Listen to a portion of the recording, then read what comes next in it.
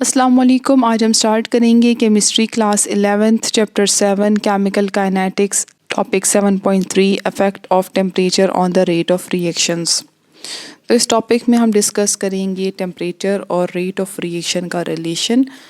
तो टेम्परेचर और rate of reaction का जनरली डायरेक्ट रिलेशन होता है। इट मींस कि टेम्परेचर इंक्रीज़ करने से रिएक्शन का रेट इंक्रीज़ होता है। इसकी रीज़न क्या है? तो फर्स्ट इज़ कोलिजन थ्योरी।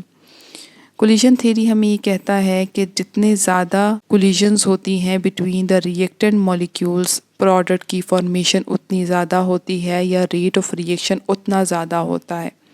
क्यों? क्योंकि जब हम टेम्परेचर को इंक्रीज़ करते हैं तो रिएक्टेंट मॉलिक्यूल्स की एवरेज काइनेटिक एनर्जी इंक्रीज़ हो जाती है, जिससे उनकी स्पीड इंक्रीज़ होती है। और जब रिएक्टेंट्स की स्पीड इंक्रीज़ होगी तो उनमें कोलिजन्स ज़्यादा होंगी, उनमें कोलिजन फ्रिक्वेंसी ज़्यादा हो जाएगी। और जितनी ज़्यादा कोलिजन्स होती हैं उतनी ज़्यादा पॉसिबिलिटी होती है कि प्रोडक्ट की फॉर्मेशन हो। क्यों? क्योंकि हर कोलिजन के रिज़ल्ट में प्रोडक्ट नहीं बनता, सिर्फ वही कोलिजन्स हमें प्रोडक्ट देती हैं जिनमें रिएक्टेंट मॉलिक्यूल्स के पास इतनी एनर्जी हो कि वो प्रोडक्ट बना सके। एंड सेकेंडली उनकी ओरिएंटेशन जो है वो करेक्ट होनी चाहिए। एनर्जी जो रिएक्टेंट मॉलिक्यूल को चाहिए होती है फॉर द प्रोडक्ट फॉर्मेशन, उसको हम कहते हैं एक्टिवेशन एनर्जी। तो हर वो मॉलिक्यूल जिसने प्रोडक्ट देना है उसके पास एक्टिवेशन एनर्जी मस्ट होनी चाहिए, तभी अगर वो कोलाइड करेंगे तो प्रोडक्ट की फॉर्मेशन होगी। तो एट नॉर्मल टेम्परेचर बहुत ही ऐसे कम मॉलिक्यूल्स होते हैं जिनके पास इतनी एनर्जी होती है कि वो रिएक्ट करें, वो कोलाइड करें। इस चीज़ को एक्सप्लेन किया मैक्सवेल बोल्ट्जमैन डिस्ट्रीब्यूशन कर्व ने। इसके अकॉर्डिंग नॉर्मल टेम्परेचर पे कम मॉलिक्यूल्स के पास एक्टिवेशनल एनर्जी होती है। आप ये ग्राफ से देख सकते हैं, ये हमारे पास रिएक्टेंट मॉलिक्यूल्स की एनर्जी का ग्राफ है। आप नोट करें कि ज़्यादातर मॉलिक्यूल्स के पास जो एनर्जी है that is less than activational energy. सिर्फ ये मॉलिक्यूल्स हैं जिनके पास एक्टिवेशन एनर्जी है, और अगर ये कोलाइड करेंगे तो प्रोडक्ट की फॉर्मेशन होगी।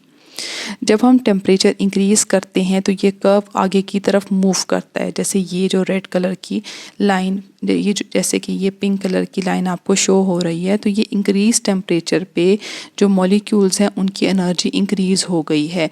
जब कर्व आगे की तरफ शिफ्ट हुआ है तो वो मॉलिक्यूल जिनके पास सफिशेंट एनर्जी थी प्रोडक्ट फॉर्मेशन के लिए वो भी इंक्रीज़ हो गए हैं। तो अब हमारे पास ये वो मॉलिक्यूल्स हैं जिनके पास एक्टिवेशन एनर्जी प्रेजेंट है, जिससे वो कोलाइड करेंगे और प्रोडक्ट की फॉर्मेशन होगी। इससे ये हमें समझ में आता है कि जितना ज़्यादा टेम्परेचर होता है रेट ऑफ रिएक्शन उतना ज़्यादा होता है, क्योंकि एक्टिवेशन एनर्जी जो है वो रिएक्टेंट मॉलिक्यूल्स में आ जाती है। इफेक्ट ऑफ टेम्परेचर, जब भी टेम्परेचर हम इंक्रीज़ करते हैं तो हमारे पास प्रोडक्ट फॉर्मेशन ज़्यादा होती है। और जनरली हम ये कहते हैं कि अगर हम 10 डिग्री राइज़ करेंगे टेम्परेचर का तो रिएक्शन रेट भी 2 to 3 टाइम्स इंक्रीज़ हो जाएगा। आर्हीनियस इक्वेशन जो है वो K is equals to AE minus EA divided by RT, ये हमें रिलेशनशिप बताती है between the rate constant and temperature, जिसमें K जो है ये रेट कांस्टेंट है, EA एक्टिवेशन एनर्जी है, R जनरल गैस कांस्टेंट है। इसमें जो रेट कांस्टेंट K है ये भी टेम्परेचर पे डिपेंड करता है। जैसे हमने पहले कहा था कि K की वैल्यू टेम्परेचर पे डिपेंड करती है, टेम्परेचर के इंक्रीज़ होने से K की वैल्यू भी इंक्रीज़ होती है।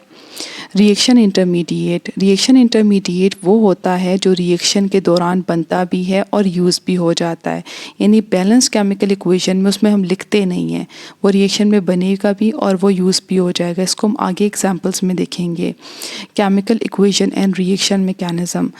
बैलेंस्ड केमिकल इक्वेशन हमें रिएक्शन के मैकेनिज्म के बारे में इंफॉर्मेशन नहीं देता, वो हमें जस्ट ये इंफॉर्मेशन देता है कि ओवरऑल कौन से रिएक्टेंट और प्रोडक्ट यूज़ हुए थे।